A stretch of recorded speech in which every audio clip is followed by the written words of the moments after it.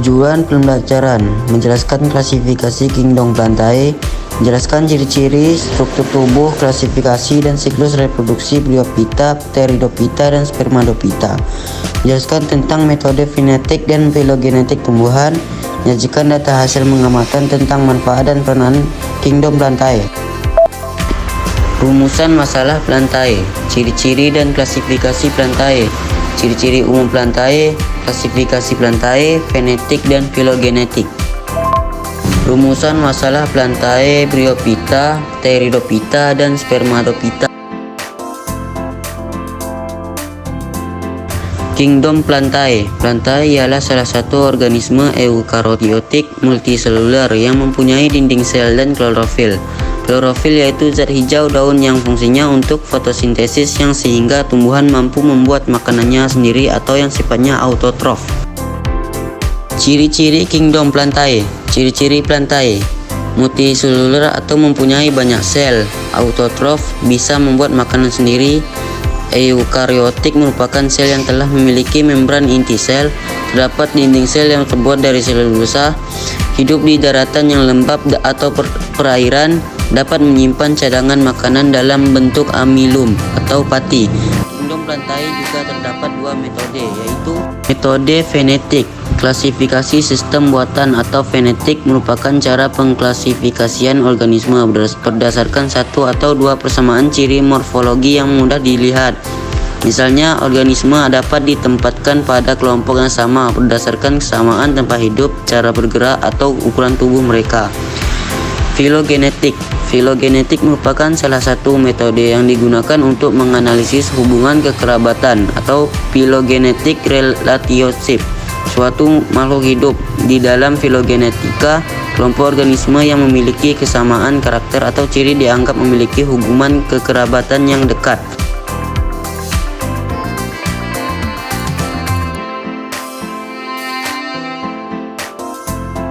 Bryophyta divisi pertama. Klasifikasi berdasarkan bentuk gemtofit dan sportifnya. Bryophyta dibagi menjadi tiga kelas, yaitu Hepaticopsida, Anthocerotopsida, dan Bryopsida. Hepaticopsida atau lumut hati. Generasi gemtofit berupa talus dan berbentuk lembaran seperti hati. Talus berwarna hijau dengan percabangan menggarpu pada sisi bawah. Terdapat selapis sel-sel yang menyerupai daun yang dinamakan sisik-sisik perut atau sisik ventral. Talus melekat pada substrat dengan bantuan rizoid.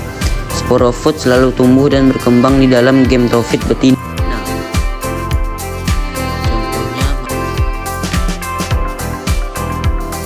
Anthocerotopsida atau lumut tanduk. Generasi gemtofit berupa talus dengan tepi rata atau bertoreh. Sporofit tertancap di dalam gemtofit, tetapi kapsul sporofit berada di luar talus membentuk seperti tanduk atau horn. Pangkal kapsul sporofit dilindungi oleh involucrum. Contoh: Psida atau lumut daun. Generasi gemtofit berupa talus yang bentuknya seperti tumbuhan kecil. Talusnya mempunyai batang semu tegak dan lebaran daun yang tersusun spiral. Daun berfungsi untuk fotosintesis. Pada bagian dasar batang semu terdapat rizoid yang berbentuk seperti benang halus dan berfungsi sebagai akar. Pada bagian puncak terdapat alat perkembangan generatif berupa antheridium dan archegonium. Sporofit tumbuh pada gemtofitnya atau pada tumbuhan lumut itu sendiri, serta bersifat sebagai parasit terhadap gemtofit. Contoh: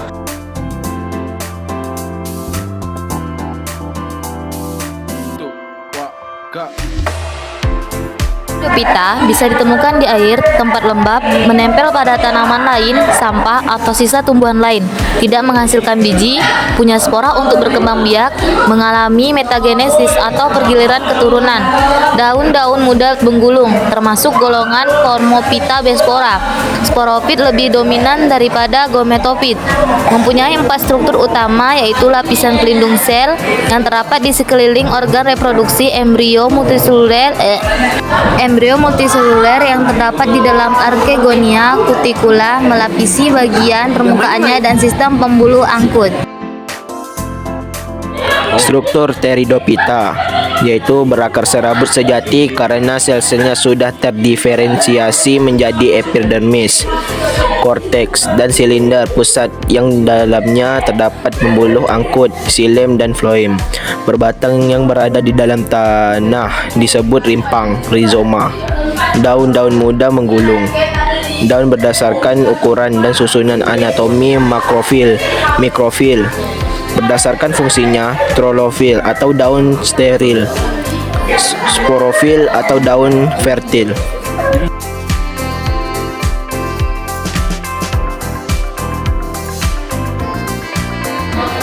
Silopitinae merupakan tumbuhan paku paling sederhana. Silopitinae mempunyai batang yang berruas-ruas dan berbuku nyata. Pada batang tersebut, tumbuhan daun-daun kecil berbentuk sisik. Sporagium terletak di buku-buku cabang, yaitu ketiak daun atau sinangium. Daun Lycopodinae berbentuk sisik dan terletak terbesar pada batang. Spora yang dihasilkan tidak berflagela. Sporagium berkumpul membentuk strobilus di ujung batang atau cabang. Batang Equisitinae berunggap dan pada umumnya memiliki cabang yang berkarang pada buku-buku batang. Daun-daun kebil berbentuk sisik tumbuhan pada buku batang secara berkarang. Sporofit berbentuk perisai dalam strobilus atau kerucut pada ujung batang atau cabang. Filicinae, tumbuhan paku ini mempunyai daun sempurna atau faun. Duduk daun pada batang membentuk sayap. Sporangium tersusun dalam bentuk sorus di permukaan daun.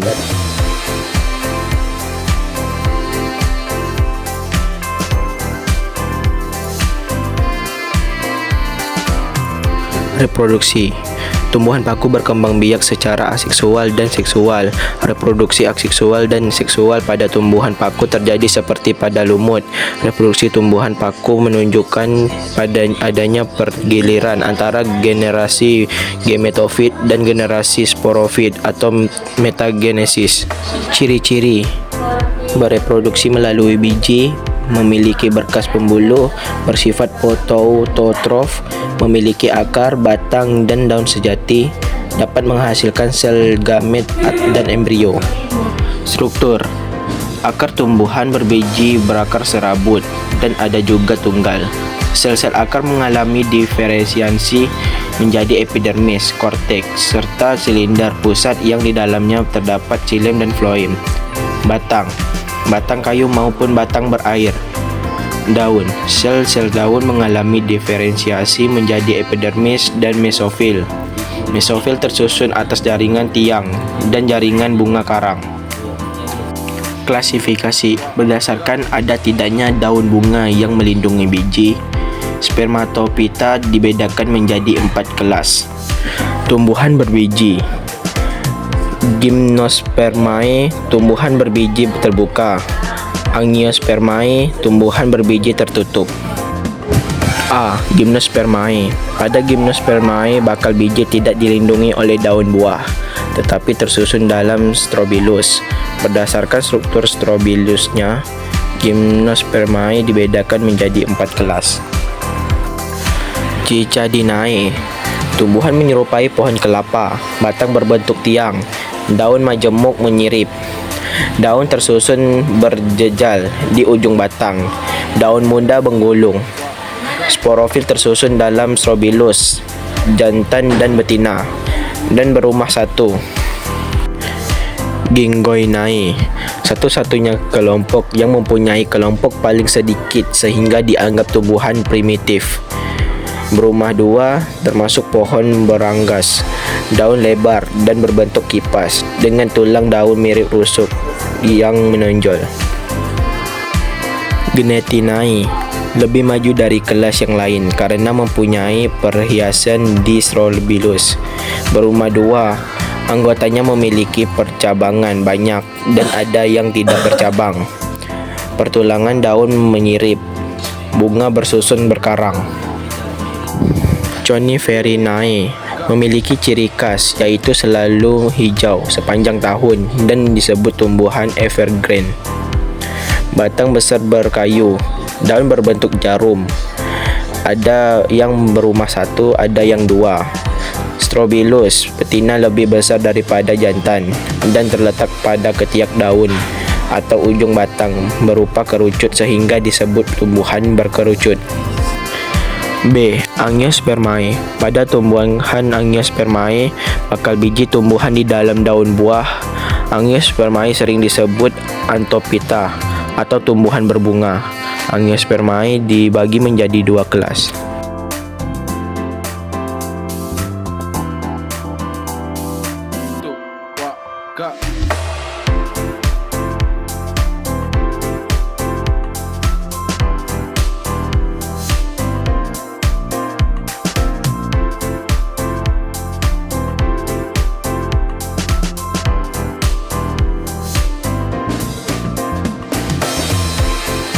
Kesimpulan, dapat kami pelajari bahawa sesungguhnya dari ketiga divisi tersebut terdapat banyak sekali jenis tumbuhannya, mengetahui peranan, ciri-cirinya, reproduksi, struktur, serta klasifikasi dari plantae dan lain-lain.